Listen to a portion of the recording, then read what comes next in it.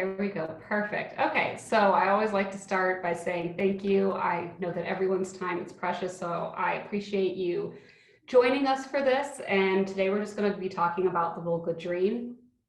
I'm going to go over kind of like the different routes and the different programs offered, as well as really why we like this product. And with all of our destinations and webinars, we've got a bit to cover, so I'll kind of jump right in.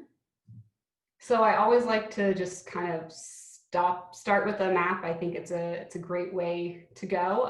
And if anyone has worked with us a lot in the past, you might know that Russia is kind of our first love. It's where we started back in 1993. And it's a destination that continues to evolve every year with new museums and hotels and restaurants and experiences. So if you have clients who visited 10 years ago and they were thinking about going back, we definitely recommend it. And this is kind of a great product for someone who's doing Russia for a second time, or who maybe did only St. Petersburg previously on a Baltic cruise.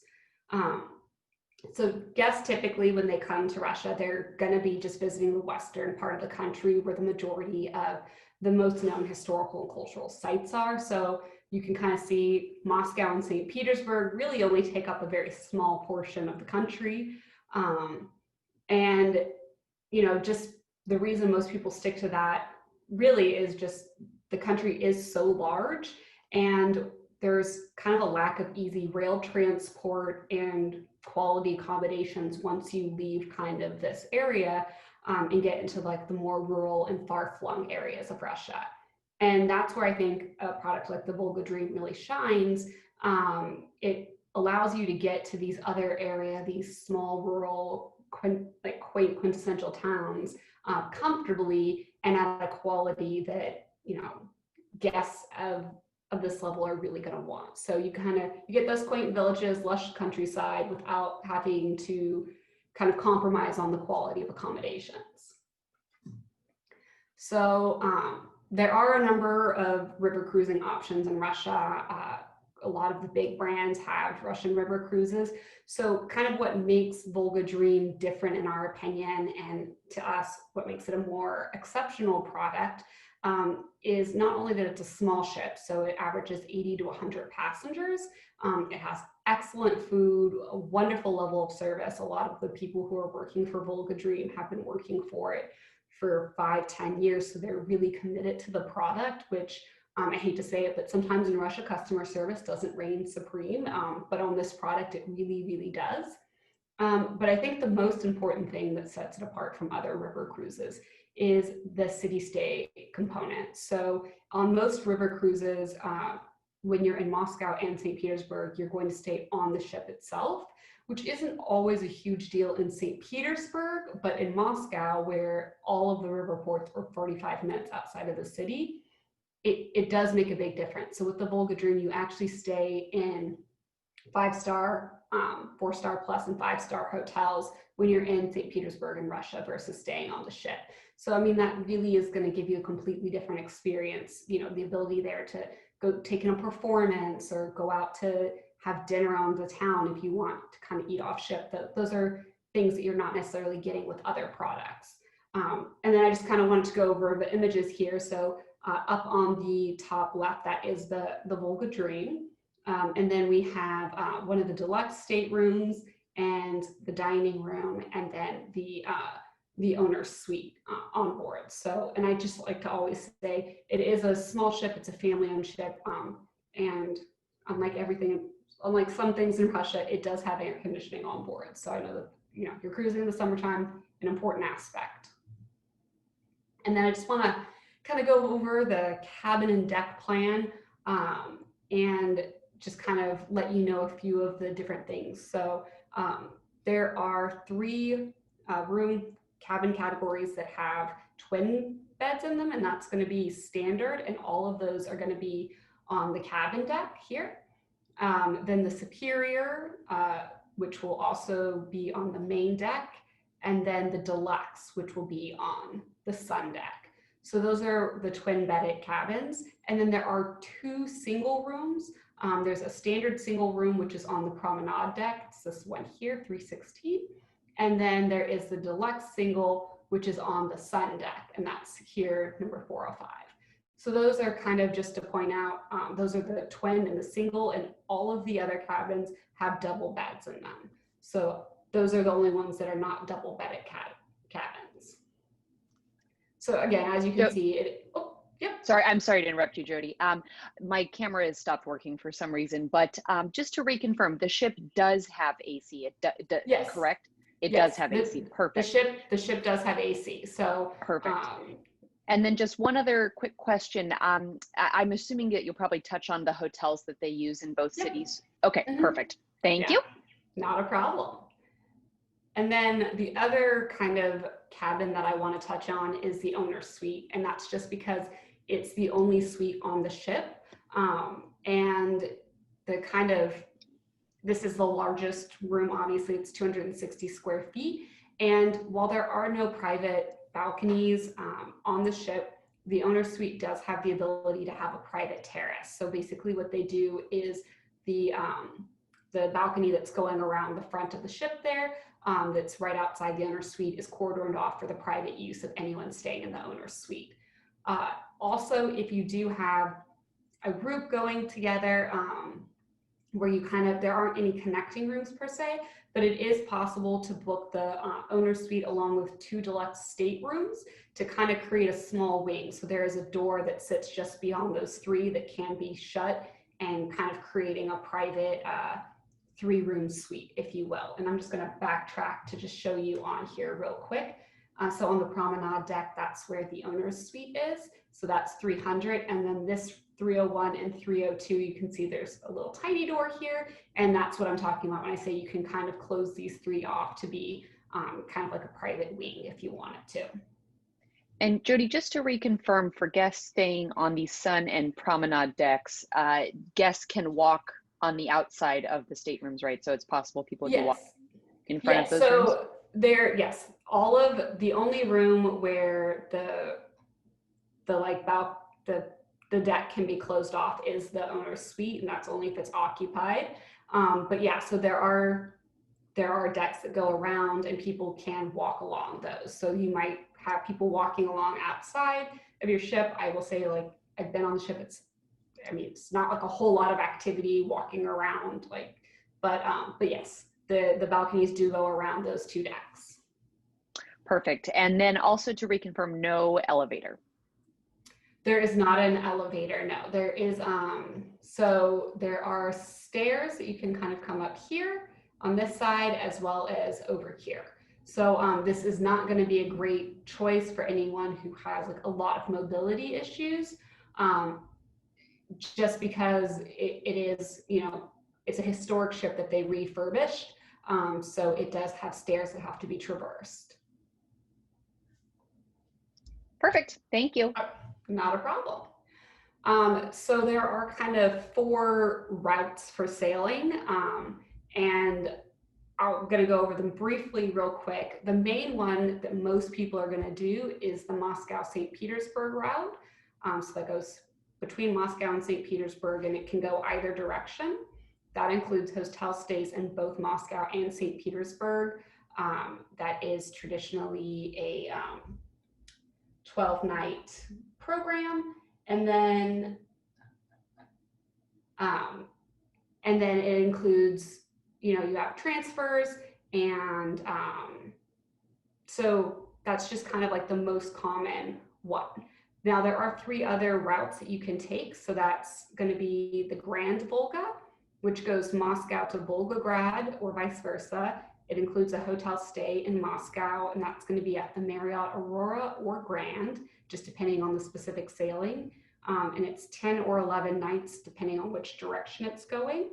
And they're all transfers are going to be group transfers.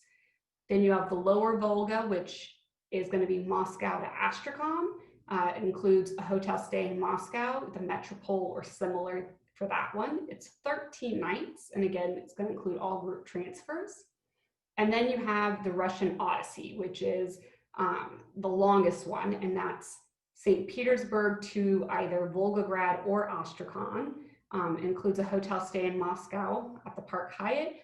And that's 14 nights or 18 nights, depending on which sailing is going on. So I know that's very different, but there are basically two different sailings that they do, and one is 14 nights and one is 18 nights. So they are priced differently depending on which sailing date you get.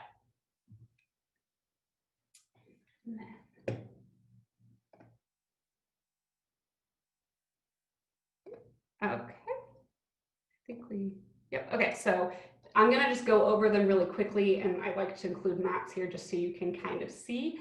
So this is the Russian Odyssey program.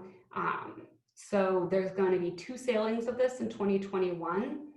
There's a June 26th through July 10th, so that's 14 nights, 15 days, and it's going to go from St. Petersburg here all the way down to Volgograd. And then there is a longer one, which is September 25th through October 12th, and that's 18 nights, 19 days. And that's going to go, it's not on the map, but it will go a little further down to Astrakhan. So that one, I think actually it starts in Astrakhan down here and then continues all the way up and ends in St. Petersburg. Both of those include a 2-night stay at the Park Hyatt while you're in Moscow. So that's kind of in the middle of the program. So you kind of come up through here, stop in Moscow for 2 nights, and then continue on your way. Then this is the Grand Volga and the Lower Volga map. So they're more or less the same program. There's just 2 main differences. The Lower Volga is 3 nights longer because it continues on down here to Astrakhan. And then the hotel that you stay in Moscow is a higher category for the Lower Volga. So that's the 2 main differences there, and those are individual sailing dates. So again, the prices will be different depending on what the specific sailing date is. And those are not the ones that most people do. I just mentioned them because they are on offer and they are available. If people are looking to get, sometimes people have a specific interest in Volgograd and Astrakhan, which makes these, interesting routes.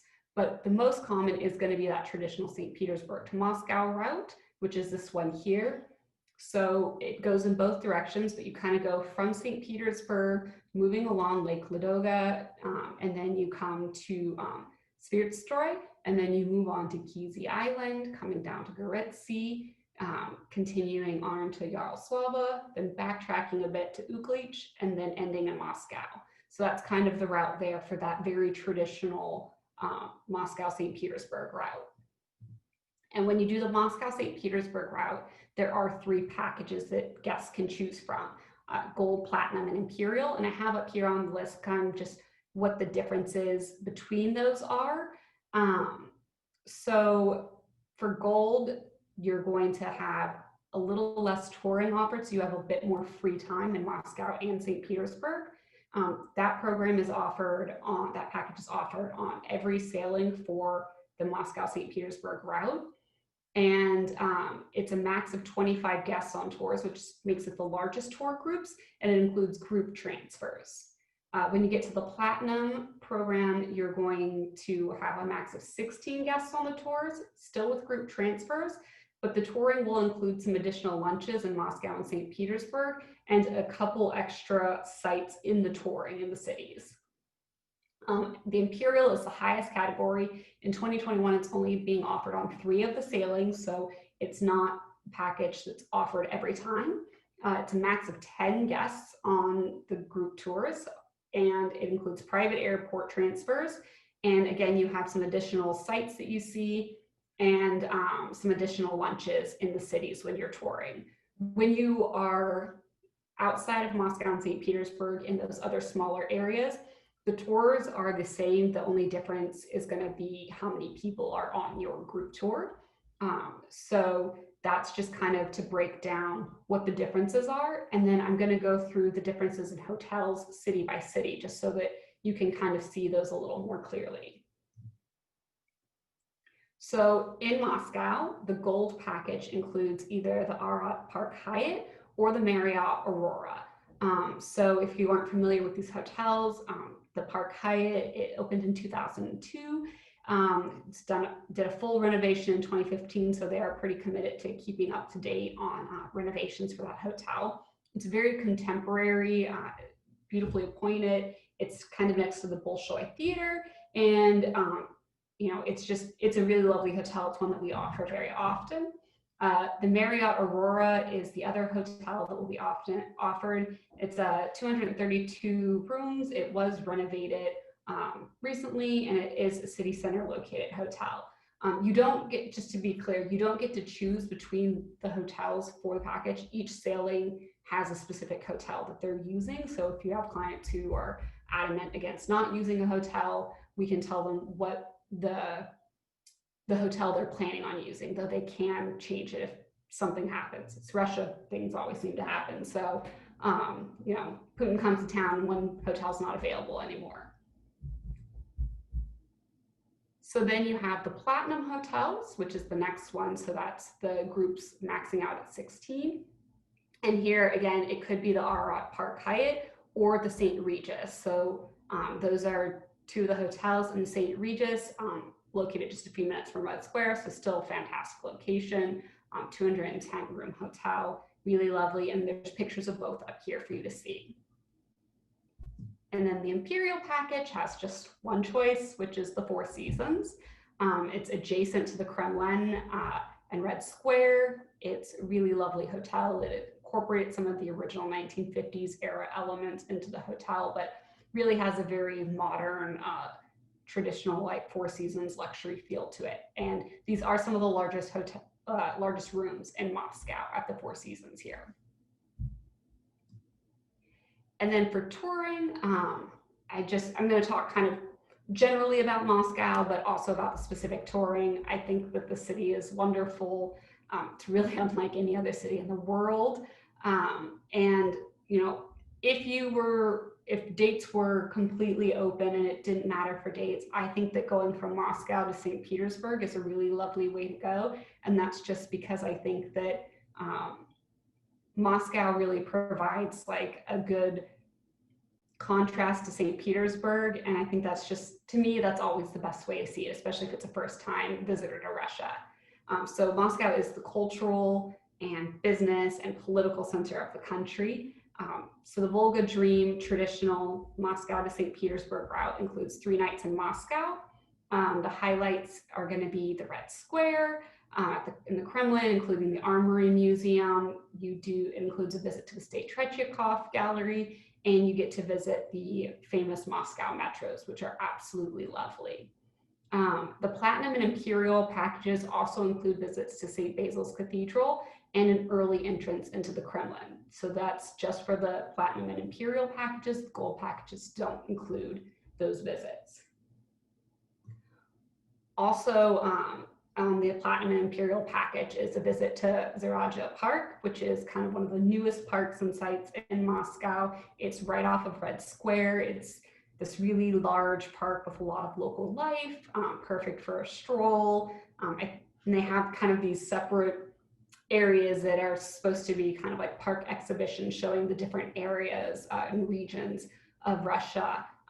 And I will say that if you do have someone on the Gold package, this is really close to most of the hotels and easy enough to walk through on their own. And then I'm just kind of moving out of Moscow, and I just wanted to go over some kind of the highlights and the reasons, honestly, why people typically do these river cruises. So it's to see these tiny towns like Kizy, which is probably one of the big reasons people opt to do river cruises in Russia. It's on Lake Onega, and there are almost 1,400 islands here, and Kizy is like one of the most famous, and it's famous for having all these wooden houses and windmills, but specifically the Transfiguration Church, which was built in 1714 and built without using a single nail. So that's kind of like that famous wooden church that a lot of people really want to see. And because of where it's located, it's by river is really the feasible way to get there. Then you also have Uglich, which is part of the Golden Ring. So if you have people who want to see kind of the Golden Ring cities, that kind of checks that box. And then Yaroslava, which is one of the oldest cities in central Russia and was actually the first port on the Volga River. So very historical cities that you probably wouldn't visit unless you were doing a river cruise. And then we're going to go on and talk about St. Petersburg, the other big city for Russia. So kind of the Venice of the North, and it really couldn't be more different than Moscow. And so it's very Russian, whereas Moscow is very Russian. St. Petersburg kind of feels very un-Russian, and that's kind of by design.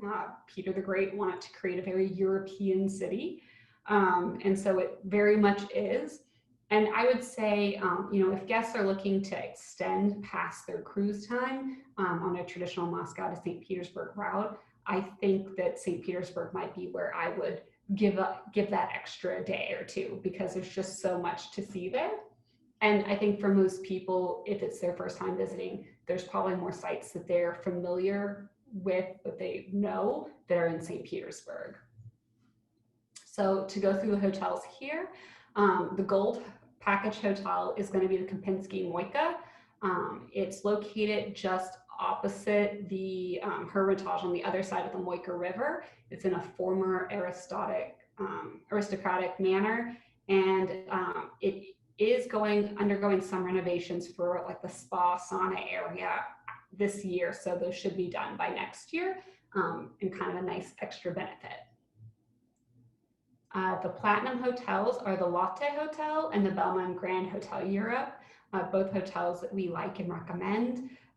So the Belmont Grand Hotel was like the first 5-star hotel ever in Russia, so very historical. So you have rooms that are updated kind of with a contemporary decor, but they still are very much in a historic building. And there are about 266 rooms, and there's on-site restaurants and a beautiful spa and fitness center. The Lotte Hotel is actually a newer hotel for the area. It was opened in late 2017. It's located on St. Isaac's Square, so walking distance to a lot of historical sites. And kind of the standout feature for this hotel is they have this really large panoramic rooftop bar that's open during the warmer months. And it's got just these fantastic views over the city. So even if clients don't stay there, it's definitely worth just going and having a drink at the bar just for that view over the city. And then like in Moscow, the Imperial Hotel is going to be the Four Seasons. So the Four Seasons here is right on St. Isaac's Square. It is, so near Hermitage and Palace Square. Really spacious guest rooms, kind of elegant traditional decor style. It's in a former palace. And we here, again, talk about a bar. The Xander bar has like this wood burning fireplace, so not for the summertime, but still very kind of scenic Russian, and has views onto St. Petersburg. So that's kind of a lovely little addition there. And then for St. Petersburg, I would say if you gave me a week in St. Petersburg, I could fill it. So the Volga Dream definitely has to pick and choose. But the highlights for the sightseeing here are going to be, you're going to see the Bronze Horseman, Peter the Great. You get to see St. Isaac's Cathedral. And then you also go to Peterhof, which is kind of down here on the bottom, with the beautiful fountains. You, of course, are going to get to see the outside of the Church on Spilled Blood, which is this really beautiful, picturesque, mosaic, onion-domed church, and then visits to the Hermitage. So those are kind of the highlights there.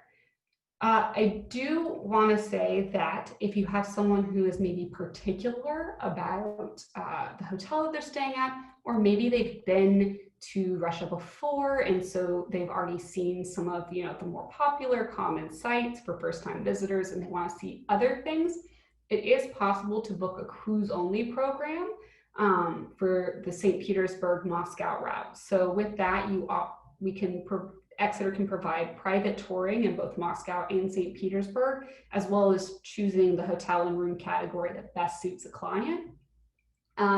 Most often we see this with either small groups who are together, and so the cost, like the price point there to do private touring is not so great, or for repeat visitors to Russia. So, you know, I've already gone to Peterhof, or I've already gone to Catherine Palace, but I want to go see one of the other palaces or one of the other less visited museums. So those are just kind of some reasons that people might opt to do cruise only. And we can absolutely put that together. That is something that the Volga Dream offers. Always a big question is visas. And so we always let you know that visas are required for a trip to Russia. So when you're going, you will have to obtain a visa. Visas are attached to accommodations. So when you're booking the Volga Dream, we're able to provide you with the visa invitation letter that you need in order to apply for the visa.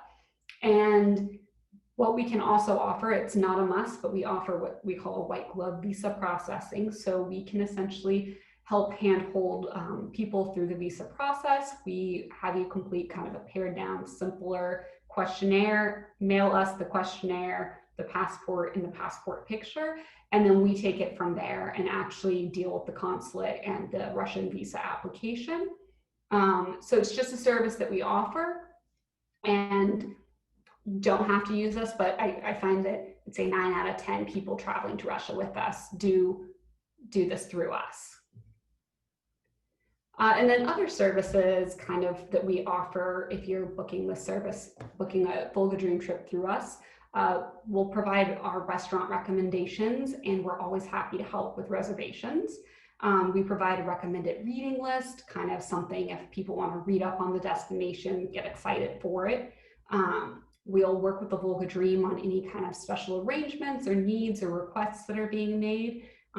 As well, if you have clients who are interested in going to see a performance, opera, ballet, theater, most of the sailings are during kind of prime theater season. So if you have clients where that's a must see, we can help arrange tickets. Prices always vary depending on, you know, the date, the specific performance in the theater. But with that being said, I think, you know, seeing a performance at the Mariinsky in St. Petersburg or the Bolshoi in Moscow is just kind of a quintessential experience in Russia. And then we also provide travel tips. So those are just some kind of like extra things that we provide when people book a Volga Dream trip through us. And then as far as our experts for the Volga Dream, that's going to be Lee Landis and myself. I always like to kind of include a little picture, and we're always happy to help you with any questions that you might have about the Volga Dream or Russia in general. And then I do want to just let everyone know that we have another webinar going on next week.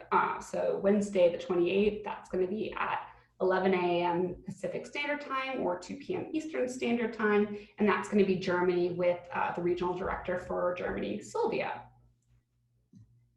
And I want to thank you all for tuning in for this. And I always like to also say that you can always email any of the sales managers individually. Our emails are pretty easy, first name @exeterinternational.com. But if you aren't sure who to reach out to, or you just have a general question, you can always email our general email, which is just info@exeterinternational.com up here on the screen. And I do hope that you're enjoying kind of our webinar series. And like Chris has said, they are recorded and put up on our YouTube channel. So you can always, if you miss something, you can always tune in there. And we're also always happy to host a one-on-one or, you know, office-specific webinar if you want to go into a deeper dive on any of our destinations. So with that, I will turn it back over for questions. Perfect. Well, thank you so much, Jody, for that. I know I learned a lot. I hope everyone on the call did too. And I apologize again. I don't know why my cameras decided to stop working mid-webinar, but here we are. Well, I have a couple of questions for you that came through in the chat. Firstly, would you recommend the Volga Dream for families traveling with children? So the Volga Dream does not take smaller children. So I will say that it is an adult-focused journey. And it might, and I'll be completely honest in saying that it is a slower journey. It is a more like kind of slow and steady, and it might not be very appealing for kids, if I'm being honest. you do have lecturers on board. They do little events on board that keep things interesting, but that might predominantly be interesting for people kind of like my age and older. And I don't like, I have a stepdaughter. I don't think that she would like this at all. Just Fair to be enough. completely honest. Fair enough. Another question, what is the typical makeup of the guests on board? Is it largely Americans, Europeans, Russians? And also what languages are used on board? So they offer touring in English, French, and German, and that kind of gives you a little bit of a information point on who's typically traveling. So the big markets are in the English speaking world, it's Australia, the US, and the UK. So you do have a good mix of people from those 3 different countries for the English speaking tours. There are quite a few Germans who go on this, and then quite a few French people as well. But I'd say when I've been on it, it's majority English speaking, just because 3 of the major markets are English speaking markets. Perfect. And are any of the sailings combinable with the White Nights Festival? So every year the dates change, but there are dates that kind of broach that. And so I'd have to look at the exact ones for the White Nights Festival for 2021. I do believe there's at least one sailing that maybe you might have to extend a slight bit into St. Petersburg, but definitely those June sailings should put you in there for the White Nights Festival. Perfect.